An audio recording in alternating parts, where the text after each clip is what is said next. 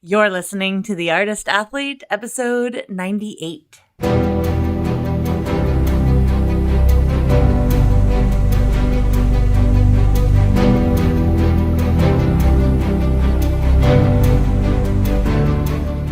This podcast is dedicated to CIRCUS. It's a place for professionals in the industry to share their stories, viewpoints, and information, and a place for outsiders to get a sneak peek into this world. Hey friends, fans, and foes. I'm Shannon McKenna. I'm the host of the Artist Athlete podcast and the founder of theartistathlete.com. Y'all, do you love listening to this podcast every week while you are stretching in your split, mindlessly playing on your phone, or really mindfully thinking about all of the muscles in your hamstring and your glutes? Whatever you're doing, however you're listening to this podcast, don't you wish you had an Artist Athlete Podcast t-shirt? I wish I had one too. That's why if I can reach my next goal on Patreon, the next reward for it will be apparel. So go to patreon.com/theartistathlete, sign up to give today. You can give as little as $3 a month, and every penny or euro cent or Canadian penny. I don't know actually what they're called here. I should know that for the Canadian test. Anyway, all of it goes to fund this podcast, and I'm really excited about everybody that has shown up and contributed so far.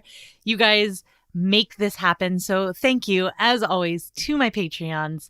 If you want to become a Patreon, patreon.com/theartistathlete, sign up today.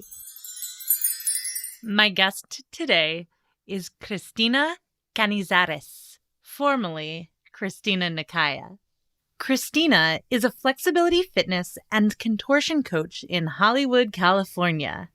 A lifelong dancer, at 31 years old, Kristina decided to become a contortionist, about 20 years after the recommended age to begin training, which that says that in her bio. I don't know who's recommending it. I mean, there is a belief that if you don't start when you're very, very young, you cannot be a professional contortionist, but she was fortunate enough to find renowned Mongolian contortionist Serchmaa Byamba, who agreed to train her despite her advanced age.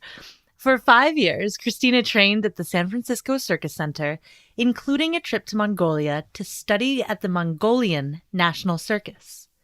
Inspired by Serchmaa's teaching, Kristina has dedicated herself to the study and teaching of flexibility fitness.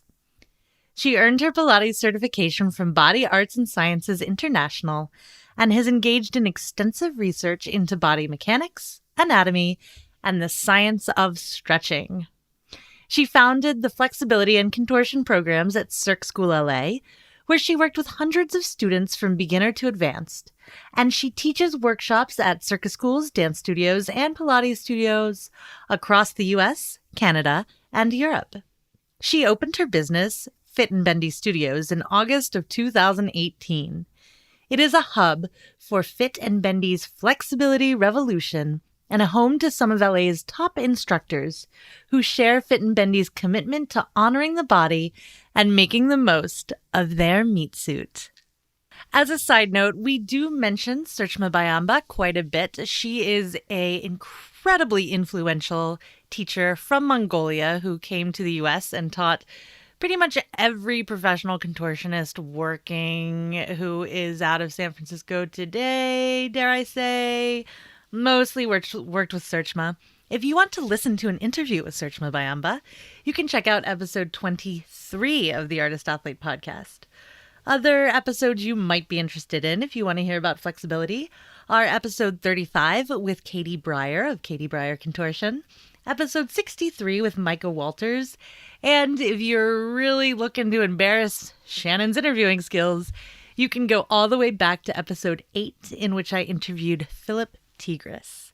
And yes, all those episode numbers are included in the show notes, so you can go check them out later. You don't have to write them down right now, because right now, what you want to do is listen to my interview with Kristina Nekyia Canizares.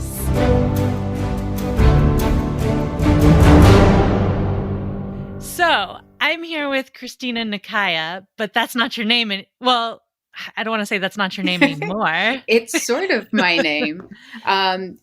So I've been Kristina Nekyia for most of my professional career, and I chose it because I was doing burlesque, and most people in burlesque choose stage names, and I didn't really want to make up something that was completely different, but I did want to change. Is that a cultural thing? Like, and by cultural, I mean like the culture of the subgroup of people. Is that from like, because I know strippers, exotic dancers, whatever, they like choose stage names kind of like for protection and for other kind of mystique reasons. Like, why in the burlesque world do people choose names? Well, I mean, I think there are a lot of different reasons, and part of it is also for protection, and that was certainly part of why I did it. I used to strip as well, and I had a different stage name for that, and it was definitely like I picked a name that represented my persona as a stripper, and I didn't want anyone to know my real name because I didn't want them to be able to find me.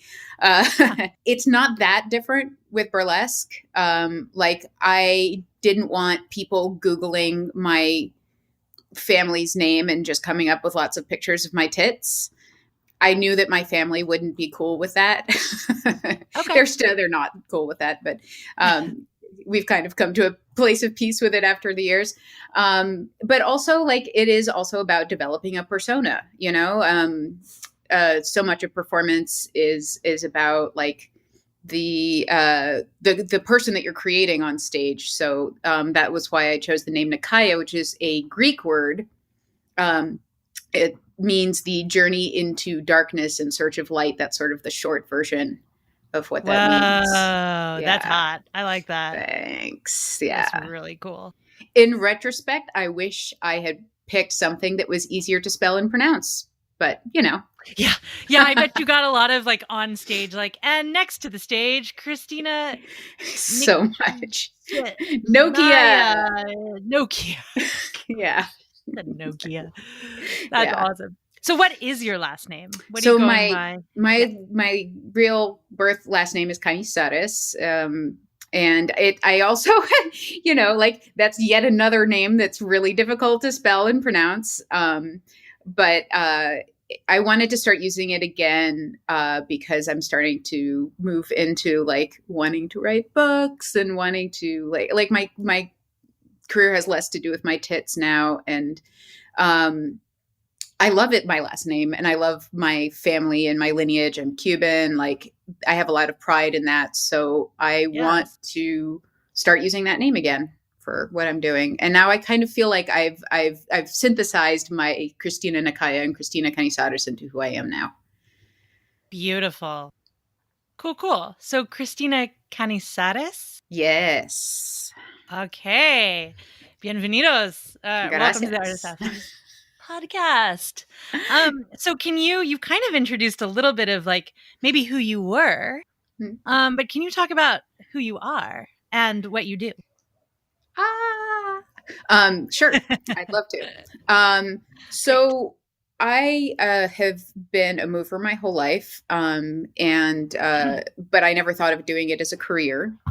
And when I was in college for agronomy and economics. What's agronomy? Agronomy. I was studying basically the sustainability of small scale organic agriculture was my work. Yeah. Agronomy. Learn something new every day. Yeah. Oh, like agro. Mm-hmm. Agriculture. Yeah. Agronomy. Yeah. Okay, I hear it. Okay. Yeah. Growing shit. Yeah.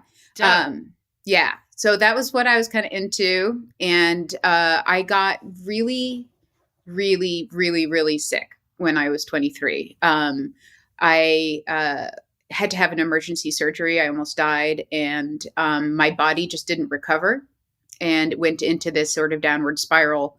And I was sick for years and really continued to struggle with chronic illness and have basically since then when I was 23.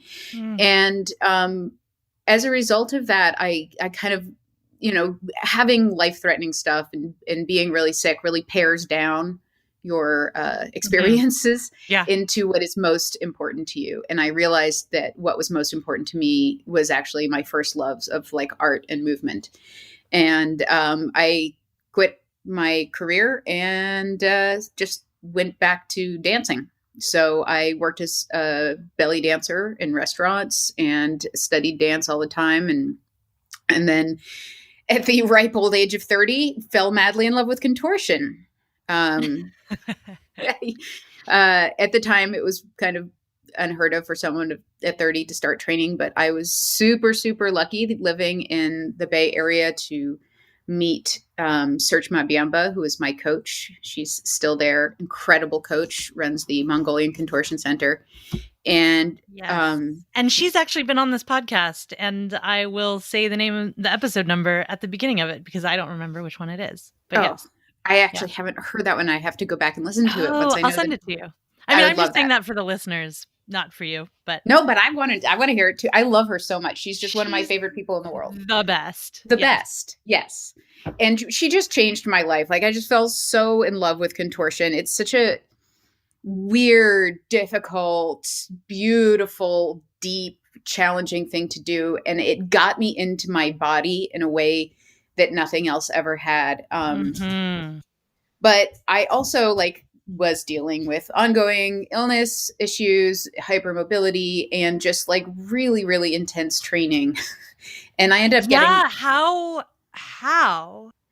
how did you have chronic pain, chronic illness, and training contortion? What?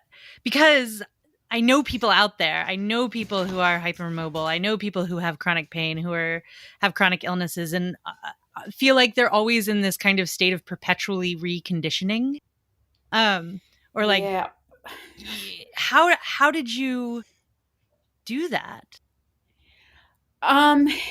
It's such a difficult question to answer, honestly, because I don't know. I just did it because it was burning inside of me in a way that was undeniable, that I wanted it so badly, Yeah, sure. And it was really hard. And I'm fully honest about the fact, I never got to be an amazing, super great contortionist. I never got to be super high level and got really great skills. And in retrospect, I realized that maybe that wasn't even why I was doing it. I didn't ever really enjoy performing contortion as much as I enjoyed performing dance. It's really, for me, the practice of it, the effort of it, and like I said, the depth of the effort, because unlike other disciplines and strength training and stuff like that, I feel like training, increasing your range of motion, is really about confronting fear. And it's about confronting fear of yourself.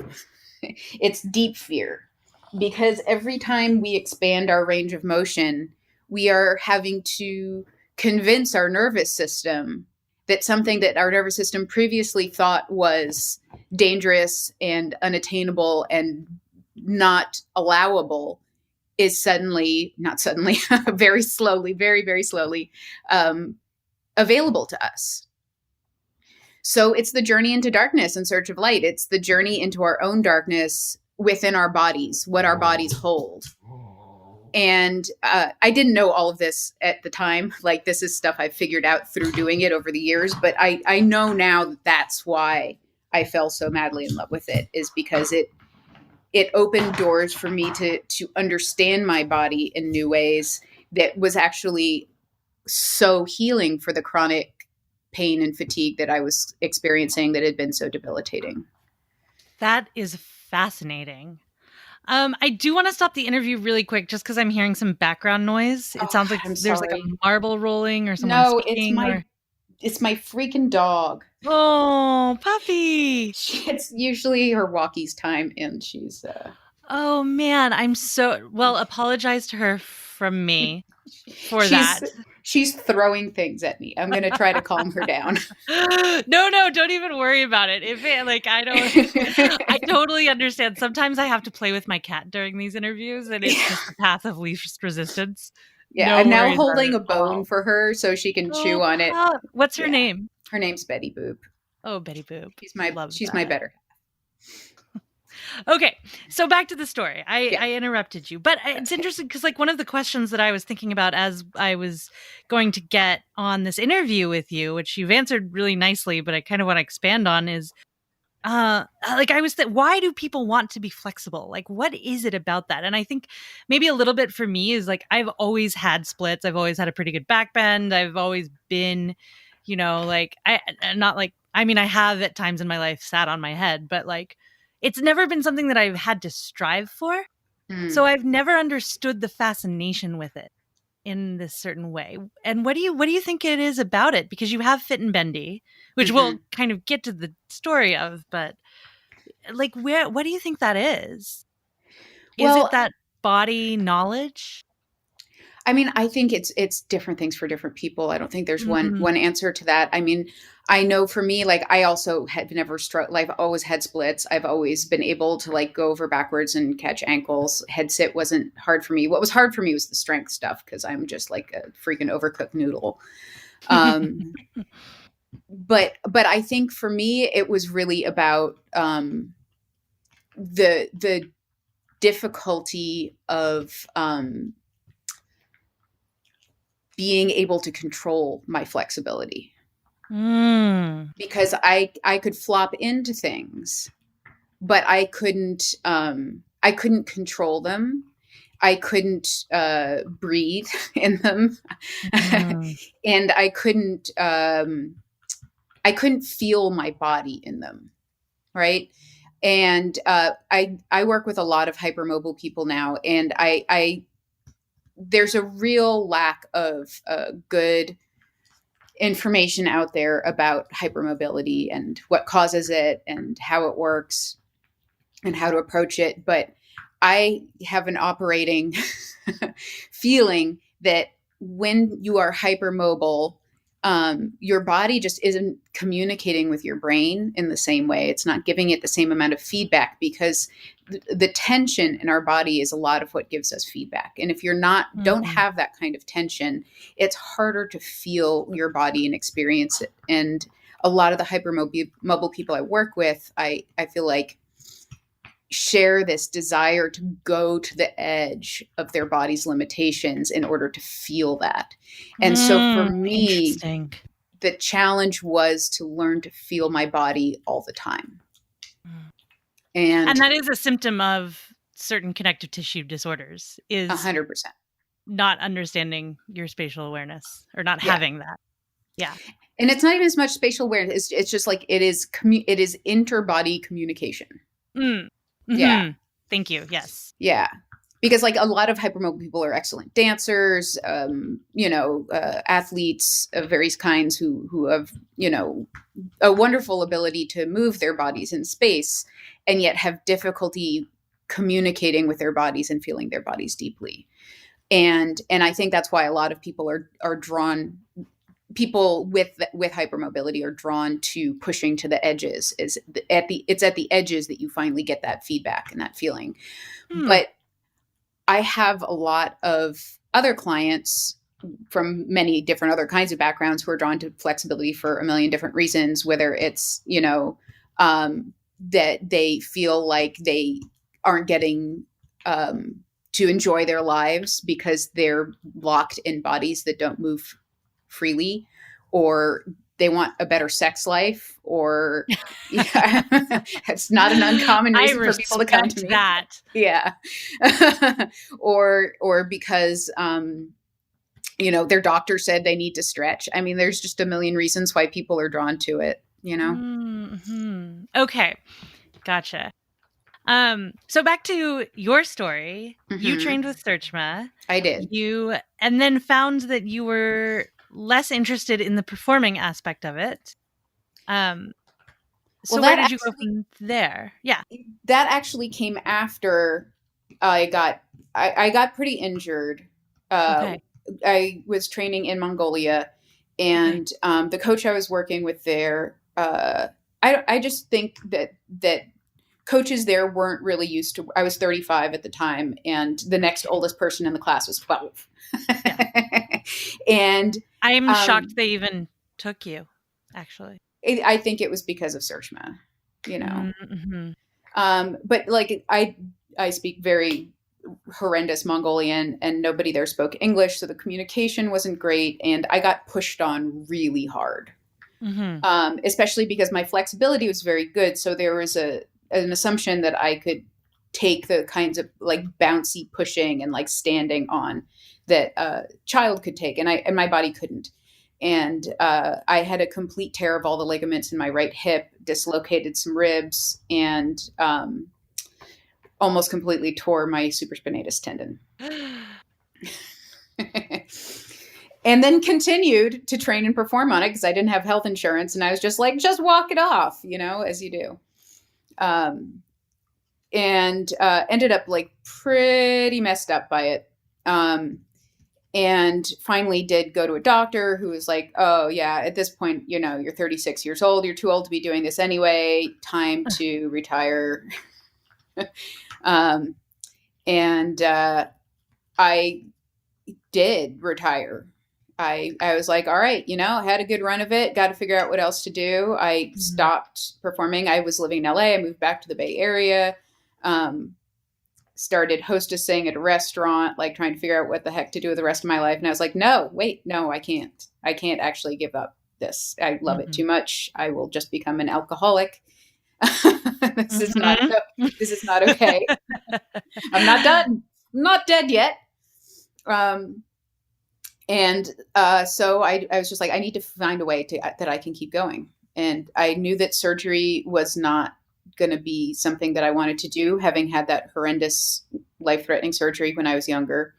So I just started learning about the body. I worked with a couple different PTs. I got my Pilates certification from Bazzi, and I bought every book I could find on flexibility and biomechanics and neurology and fascia and different textbooks from physical therapy schools, and just read. And Amazing. started to apply what I was learning to what I already knew about flexibility training, and rehabilitated myself to the point that I was actually better than I was before I got injured, even without all of the connective tissue. Wow.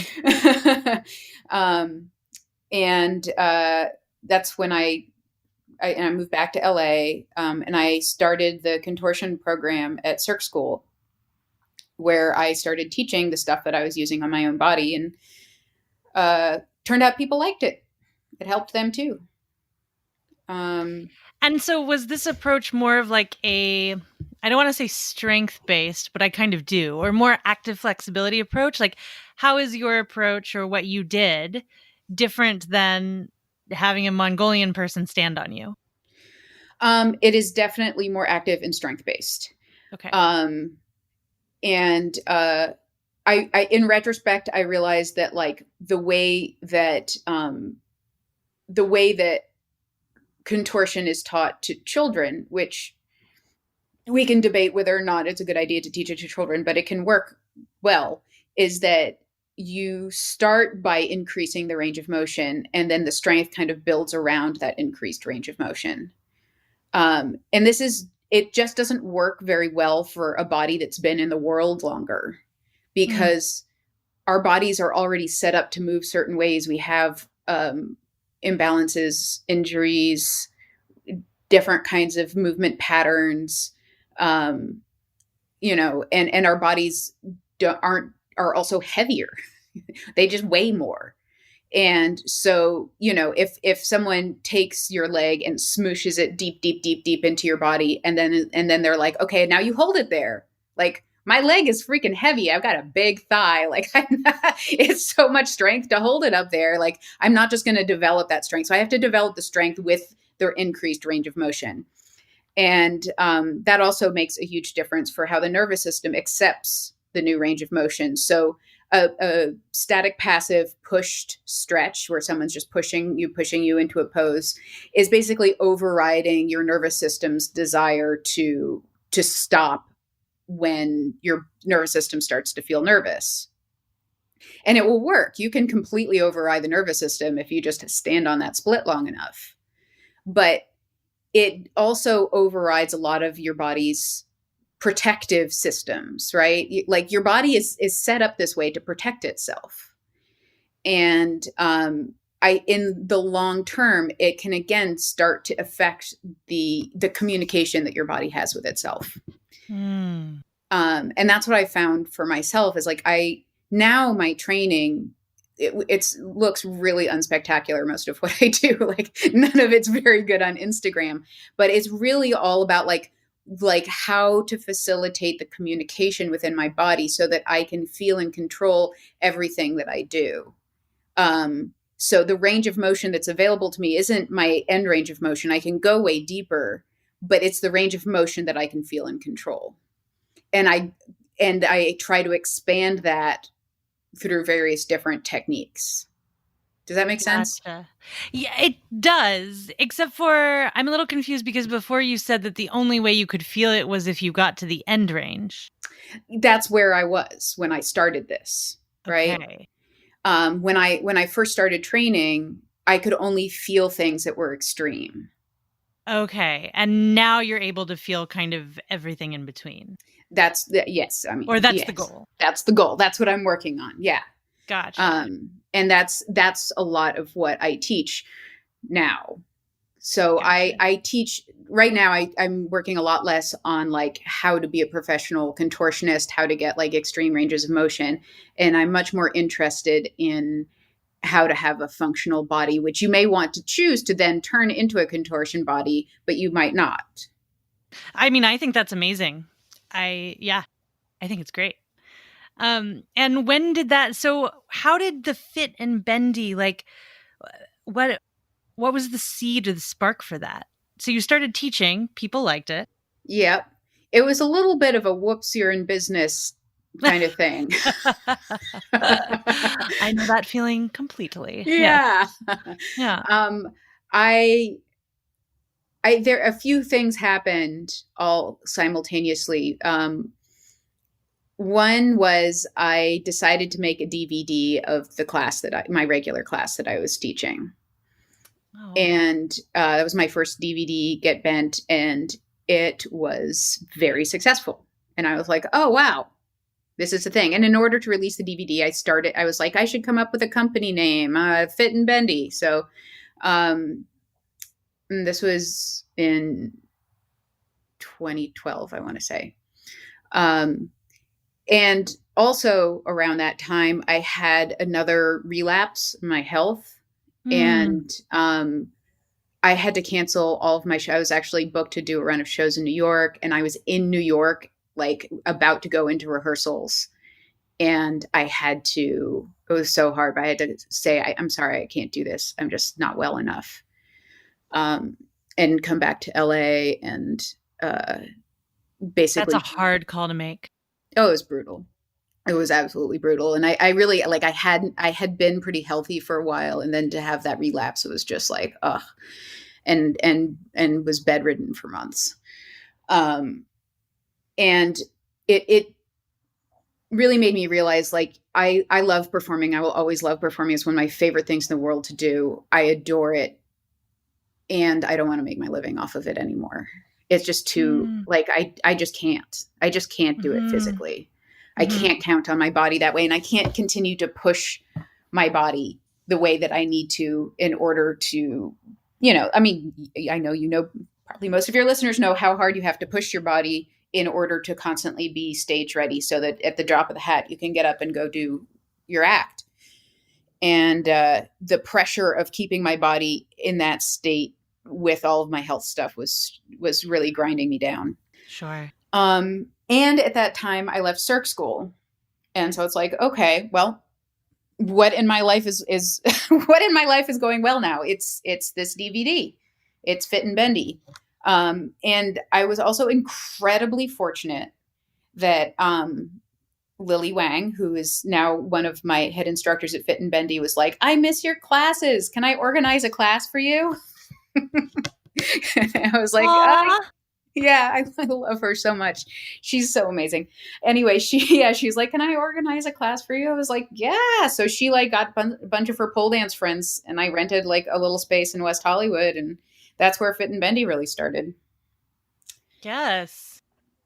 And now it's grown to what? Like I remember when I started the Artist Athlete, a friend of mine who is not a circus person whatsoever at all. She's a medical writer. But she was like, "Well, do you know this woman Kristina who has this company Fit and Bendy? You should try to be like them." And I was like, "Yeah, I don't want to try to be like them, but yeah, I know. How do you know them? You know, like you really gotten this reach. Like what? How'd you do it?" I don't know. Yeah, okay. That's the honest truth. Like I guess I've just I'm a terrible business person, and I'm a terrible self promoter. But I think that I have just tried to continuously put out work that I feel really good about. Mm-hmm. That's amazing. Continue to educate myself and grow and change and learn. I've been really fortunate enough to have like some amazing people who have supported me, like Lily and my other head instructor, Lena Fumi, who started with me 6 years ago and is now working as a professional contortionist. So she's now training with Serchmaa. She's just an amazing, hardworking powerhouse human being. And a lot of other people along the way who have, helped me figure out what I'm doing. Cause the transition from being a full-time performing artist to being a business owner has not been easy. Sure. Yeah. Yep. Very different lifestyle. I feel you. Yes. Very different skill sets in one of them than the other one. So many spreadsheets. My observation. So much time sitting on my couch, like being like, what is going on? How do I do this? Wait, what's this letter about taxes? What tax is this? I don't know. A lot less freewheeling, a lot less makeup and glamour, a lot less working out. It's been, I'm not gonna lie, it's been really hard. Like, and if I had known at the beginning of this journey how hard it would be, I don't think I would have done it. And I'm not saying I regret it. I don't at all. It's been really hard. Especially. No, I love that you say that. I'm sorry. Continue. Yeah. Oh, I was just saying, especially opening a studio. Like, oh my God, I would not wish that on anyone. Yeah. Yeah. I actually, I don't even think I have any follow-up questions. Any studio owners out there, like shout out to all of you, especially after the year we just had. If you're still owning a studio, you're very lucky. Yeah. How is yours going? Are you've taken things online, I presume? Yep. Yeah. Yep. We've been 100% online since March 17th. Incredible. And I feel, again, very fortunate to have had such an amazing team of instructors that was able to pivot with me immediately. We had our last classes on the 16th in the studio and our first online classes on the 17th. Wow. So that was a big part of what has made this year sustainable for us is we just did it immediately. And everyone figured it out together. Like everyone was game. There's like this whole, like, how are we going to set up our home studios? And like, I bought lights and microphones for everybody and sent them out on, it's gotten us through the year, to have this online. And in some ways it's been amazing because now we have students all over the world, which we weren't able to do before. And I'm sure. Yeah, that part's been great. And we're definitely going to keep the online classes, even if we're able to reopen. And I say if, because, our landlord's been pretty cool. But it's just very, everything's super uncertain. And, You say your instructors, do you have like a Fit and Bendy curriculum? Do you have like the Kristina way? Like what makes an instructor a Fit and Bendy instructor? Oh, that makes it sound so organized. I do. I just don't know what else to call it. No, I know what you mean.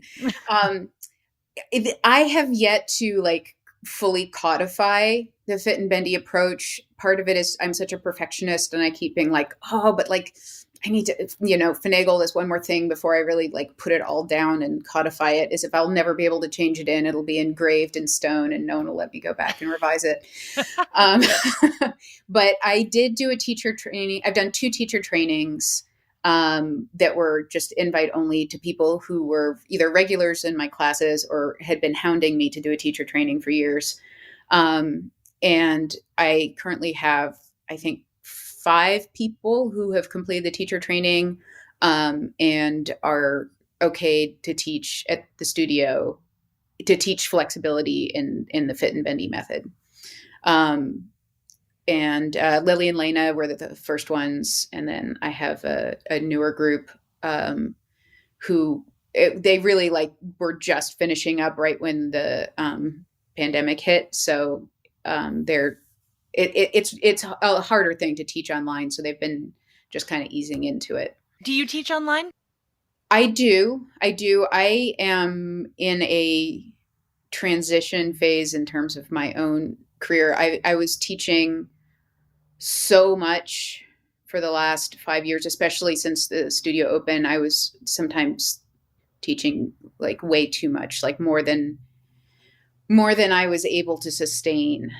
And so since the pandemic started, I've been teaching less. I work with private clients a lot right now. And I found that my greatest joy is working with people intensively over a period of time to create sustainable, measurable change in their quality of life.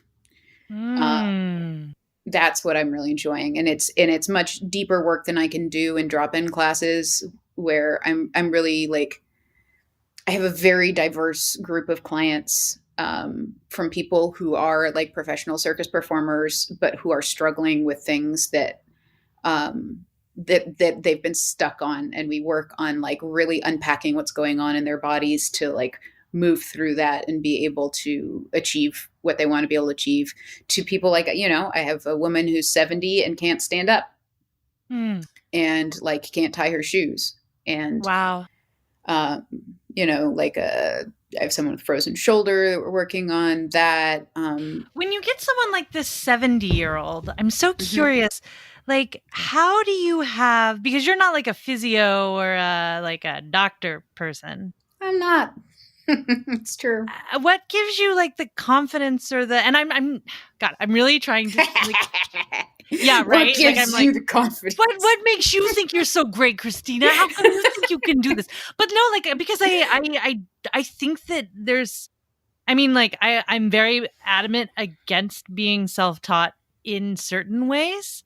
Right? Like, I would never say, like, if you want to be a professional contortionist, just stretch every day and you can do it, like invest in coaching. It's super important.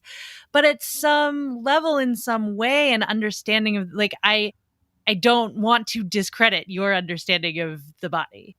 But I'm interested in like that step that you have to take to be like, no, I can help you. It's a great question, and one that I ask myself all the time. And I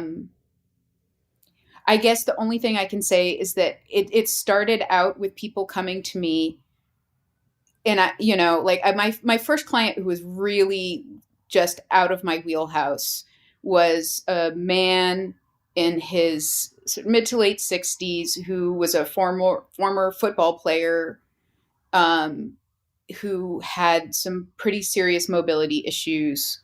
That he's had been to like a million different PTs and doctors and healers and acupuncturists. And he's like, I don't know what to do. And I was like, well, gosh, let's see what we can do. I'll try. And I was like, I can't promise you, like, I'm not a doctor, but I'm happy to work with you and see what happens. And it was very successful. And it was, using a combination of all of the things that I've described already. Plus I've learned some muscle activation technique. I've been studying with this group, integrated kinetic neurology. and just combining Cool. all of that and sort of, just also a lot of it is just the way I talk to people and work with people. And it just seems to work, honestly. Like it works. And I'm also very honest about the things where I'm like, this, I am not qualified for. Like, if this is what's going on with you, like, I want you to go, I had a dad bring his daughter in, and he was like, she wants to be a gymnast. And I like took one look at her hips and I was like, no, I'm sorry. Like, I don't feel qualified. Like, you need to take her to a doctor. Like, whatever's going on with her hips is not something I'm qualified to work on. So I feel very clear on what I can and can't do.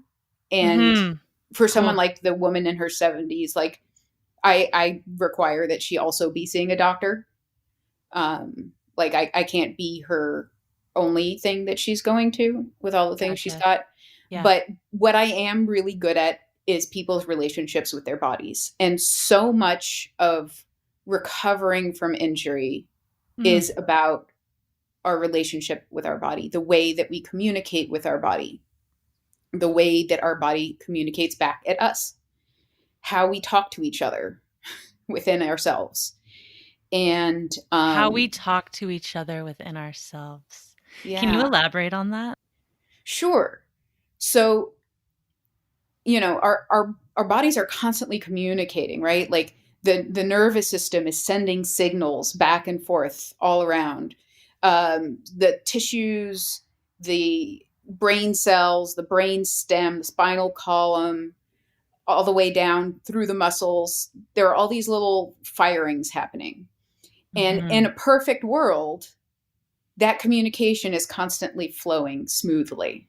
So everything's listening to everything else. But we don't live in a perfect world. And our bodies undergo stress and trauma. Even the most cushy life, which most of us don't have, but like even the cushiest life undergoes stress and trauma. And it changes the way that our body communicates. It changes the way that our brains choose to recruit muscles. It changes the way that our muscles talk to our brains. It inhibits or exacerbates certain communication channels. And I mean, I'm simplifying it a lot. It's more complicated than I can begin to understand. But of course, yeah. But what I'm interested in is like, yeah, like how to, because I've been thinking a lot about like in relationships and of like not within yourself, but like outside of yourself, like with other people, or like with your cat or dog, like how to improve or communicate in that way. And I'm really interested because what I'm starting to hear, and maybe this is just me like hearing it when it's not actually there, but that you think of the relationship with the body and those communications, and that you're trying to improve that communication. 100% yes. Yes? Yes. And I think of it very much as I think of interpersonal relationships between people. That's so the way that I talk about bodies is very much like a group of individuals who are all stuck together, because let's face it, like we're stuck with our bodies. Oh yeah. We're stuck with it. And may have some serious disagreements and resentments. Or just not be talking at all. Or some of, I'll be like, I'll be working with someone on hip mobility. I'll be like, your TFL is showing up to the party again. TFL is super bossy. And how about got wasted and decided to just pass out on the floor? Yeah. Start screaming in the backyard again, waking the neighbors. And then it'll be like, okay, can we say, okay, thanks TFL, but can you quiet down? And then how can we turn down the volume on this movement enough so that we can hear some of those quieter voices? Like, what does SOAS have to say in there? Can we even hear SOAS at all? Or is SOAS just constantly drowned out by that noisy TFL? I mean, yes. Yes, right. Short answer, yeah. And there are all these different tools that you can use, because the body, the muscles don't actually have words, right? But they do have a lot of other things. They have pain, they have tension, Um, Mm. and they have spasms. They have even some pleasant things like a healthy contraction. Like they have all these different ways that they can communicate. They can relax. They can tense up. And these communications, like what the muscle's doing, like we have. I find that almost all of my clients, like I do, also have a semi to fully antagonistic relationship with their bodies. Like, why won't my fucking hips relax and open up so I can do this oversplit? God damn it, I've just been sitting in this oversplit all day and the hip is still tight. What the hell's wrong with you, hip? Mm-hmm, I don't know if that sounds familiar to anyone who's listening, but and I get it. Like I get it. I've been there myself. However, the problem is that our body is doing that. It is tight for a reason. Our body has decided to be tight because it feels that that is the safest thing for it to do to protect us. And it believes in that tightness. The muscle believes in that tightness. And so if we want that muscle to stop being tight, we have to understand that the muscle is freaking out and we have to figure out ways to make it feel less scared. So what could make that muscle less scared? Well, let's look at what's going on with it. Is that muscle super overused? Are there muscles around it that are just like sleeping on the job and that muscle feels like it's past its Peter principle and trying to do everybody else's job and it's resentful? Is that muscle weak? Because sometimes muscles are tense because they feel that they are underprepared for the job that's being asked of them. They're not strong enough to do that job. And you keep asking them and asking them and asking them. And so they're like, fuck it. And they just slam in and tense up. Right. So there isn't a one size fits all answer to muscle tightness. It is a sleuthing. It is an exploration. It's a safari into the body to figure out what's going on, to talk to those muscles through movement and through touch until you can figure out like, oh, this muscle is tight because the opposing foot is fucked up. And when I'm walking, and that's why I like these longer relationships with people, is because it just takes time to figure that stuff out. It takes a certain level of commitment. It's not the kind of thing you can do in a drop-in class. Right.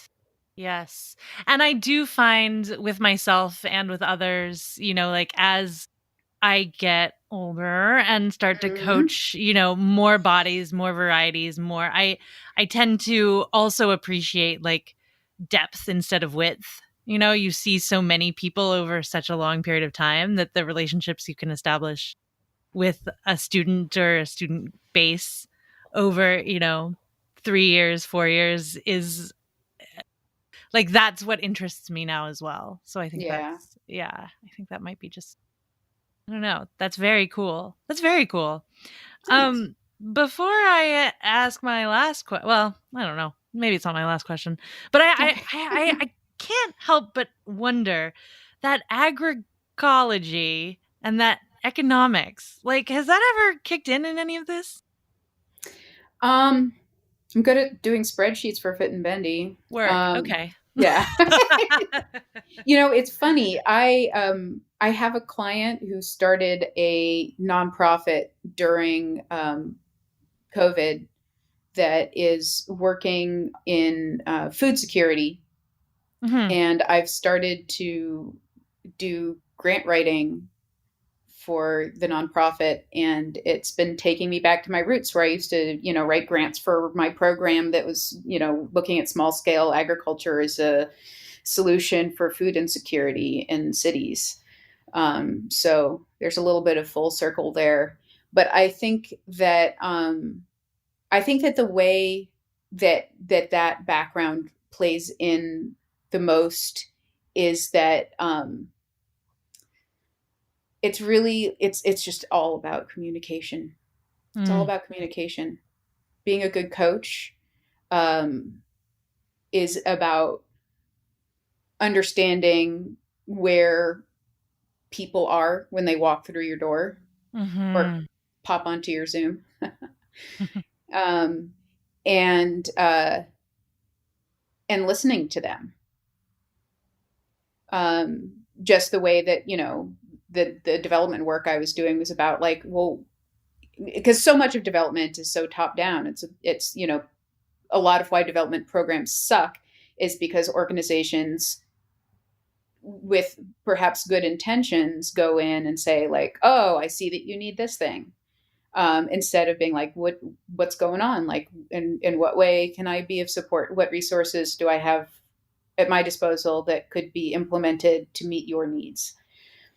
And it's, I think, the same thing with our bodies, like if we think about training our bodies in any kind of fitness discipline as a top-down approach where I'm like, body, I require you to be able to do a handstand, a bridge to handstand transition. And we are just going to muscle the fuck out of this until we get it. And then all of a sudden you've got a shoulder impingement, because you didn't meet your body where it was at, and where your body was at was like, I'm not ready to do that. I need some support first. And if you want to do this crazy trick, then, I'm going to need you to come in here and do some preparation for that first. So I think that that's the through line for me, is that everything that we do has to do with communication and really listening and understanding where our point is that we are actually at now. And maybe, dare I say, accepting the point we're at? Oh, accepting. Oh, what's the worst, though? What's the absolute worst? What's the worst? Patience. Oh, blah. Oh, blah. Ugh. Patience. Yeah. That's terrible. Worst. I just got back from a training session myself where I'm coming back yet again because the gym's here, open, close, open, close, open, close. And I have no patience. So this interview came at the perfect time for me. Yep. I'm glad we did it now instead of 2020 because this is the information I need to hear now. So thank you. Oh. What advice would you give to yourself at the beginning of your career? Which career? Yeah, right?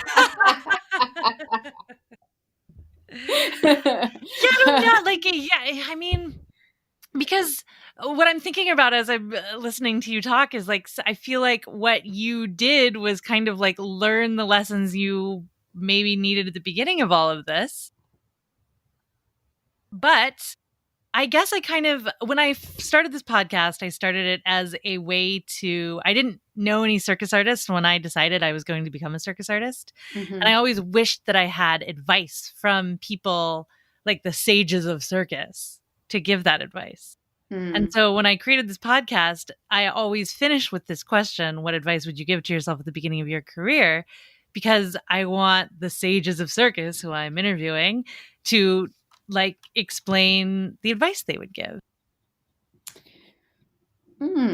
So as a sage of circus, I know that's a big title. Maybe that's that's too much. Intimidating, but sure. I'm kind of a dramatic, so it fits my brand, if not yours.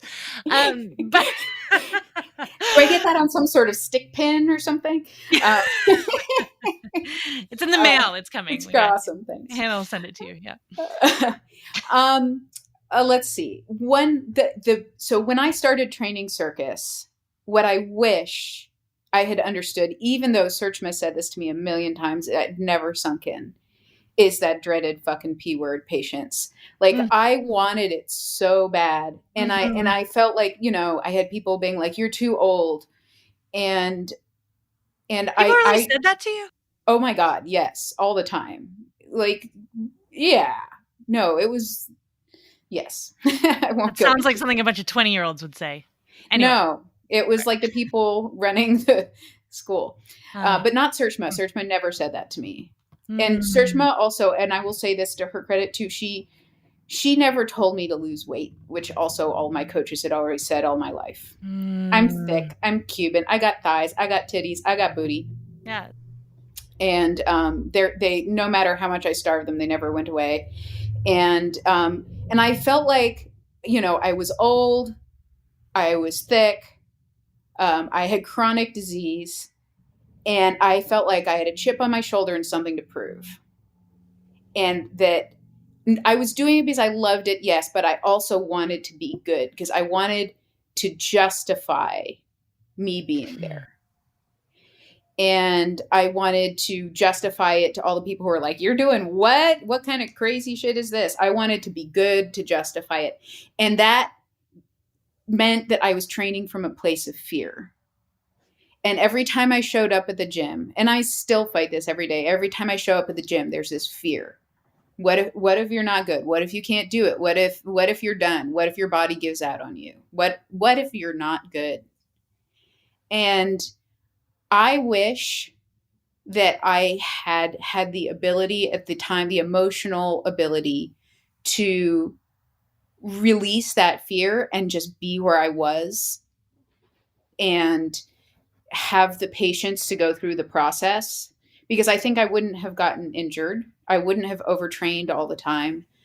And I would have been a lot better, honestly, if I had just taken the time to be where I was and not been so afraid of not being able to do it. And it's the advice that I give to my students too, who, I see struggling with that same fear of like, God, I just want this so bad. I want it so bad. What if I can't do it? And I can't tell you whether or not you can do it. And you can't tell you whether or not you can do it because there are too many factors. We don't know what's going to happen, right? We don't know exactly what the outcome is, but we do know where you are right now. And we do know what the steps are that you can do right now to move towards your goal. And that's all you can do. Damn, girl, you really do need to write a book. I know. Writing is hard. No, writing's really annoying. Yeah. I love writing, and writing's really annoying. Me too. I love it. I love it so much. Yeah. But especially when it's something you really care about, it's really hard to write. Yeah. Mm-hmm. Kristina, thank you so much for this interview. This was amazing. If people want to train with you or the Fit and Bendy instructors, is it fitandbendy.com? It is fitandbendy.com. Yeah, keeping it simple. I did something right. Well done. Yep. And I am going to be launching an on-demand program and a YouTube channel soon to make more stuff available to people online. So that's what I'm working on currently. Congratulations. Amazing. Yeah. Thanks. Awesome. Well, thank you so much. Thank you so much. I really appreciate it. I love being here. I'm honestly honored to be here because I know you've interviewed so many sages of circus. Sages of circus. Oh my God. That was my interview with Kristina Canizares. I really like saying her last name because my pronunciation in French is terrible, but I feel like my pronunciation in Spanish is really good. So Canizares, yes. It was such a delight to have Kristina on the show. She is absolutely an inspiration and proof that you do not have to start contortion at the age of 11 to make a career for yourself. I hope her story was super inspiring to all of you. It was certainly amazing to me to listen and just kind of accept that you don't have to push. Where you are is where you are, and you will get to where you want to go if you take it one step at a time. If you want to gain some super awesome flexibility and just like mind zen knowledge from Kristina Nekyia and the Fit and Bendy studios, they are online. Instagram is Fit and Bendy, and they're online at fitandbendy.com. What could be easier than that? And as for me, for aerial training tips and inspiration, you can follow me. I'm on Instagram at @the_artist_athlete. I am online, theartistathlete.com. Facebook is The Artist Athlete. And if you want to join us over at Patreon, it's a real good time, y'all. Patreon.com/theartistathlete.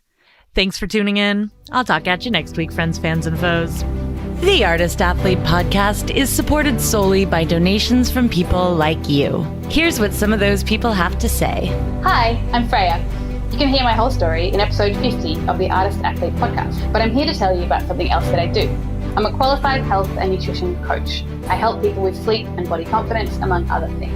You can see everything I have to offer at wildguidance.com or follow me on Instagram at wildguidance. Hi everyone, I'm Dominique, a ground acrobat, trapeze artist, and coach, currently bringing circus to the extremely cold but very beautiful Northern Ontario, Canada. Circus has changed my life and I'm so grateful to everyone in this community. Find me on Instagram at DomUpsideDown or my website domupsidedown.com. Hi everyone, this is Allie Cooper, owner and coach at the Radical Movement Factory in Santa Cruz, California. I love supporting the Artist Athlete podcast and the amazing community Shannon has created here. I teach rope and fabric and have a circus conditioning app available on iTunes called CIRCUS. You can follow me on Instagram at AllieCooper_, and if you find yourself in California, come say hi. Hi, I'm Leah. I hate conditioning. So I created the ABCs of Fitness, a fun, full program of active flexibility, body weight, and cardio with personal daily check-ins to motivate you wherever you are and whatever discipline you do. Join our next 19-day check-in challenge and slide into my DMs on Instagram at ABCs of Fitness. Aloha! My name is Beth Russell, and I live on the beautiful island of Maui, Hawaii. I am an aerial artist and movement instructor specializing in chakra yoga to keep me balanced and grounded.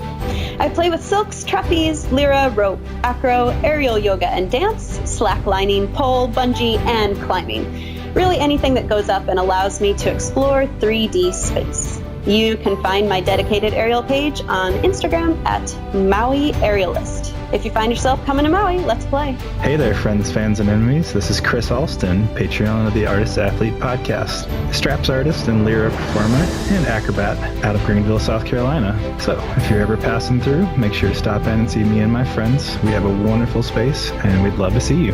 Hi, my name is Erica Lee. I'm from St. Louis, Missouri, and I'm an aerialist. I teach performing arts to elementary school during the day and do pole and sling and rope by night. I really like the Artist Athlete podcast because it gives me a lot of circus goals to look forward to. It gives me a lot of insight on what's going on around the world in circus, and that's why I'm Patreon.